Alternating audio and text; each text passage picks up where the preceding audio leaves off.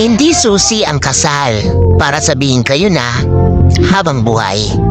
Dahil ang totoo niyan, kahit batas, walang magagawa kung hindi talaga sila tinadhana sa isa't isa. Ang kasal ay hindi pang habang buhay na katunayan para maangkin ang isang nilalang. Ito'y isang papel na nagbibigay ng karapatan sa mga taong nagmamahalan na kadalasan sa una lang nararamdaman at kalaunan nauuwi rin sa hiwalayan. Dalalang hindi pagkakaunawaan. Hindi porket kinasal ka sa isang tao, habang buhay mo nang makakasama ito. Dahil kung minsan, isa lang pala siya sa magiging daan para makilala niya ang talagang taong nakatadhana para sa kanya.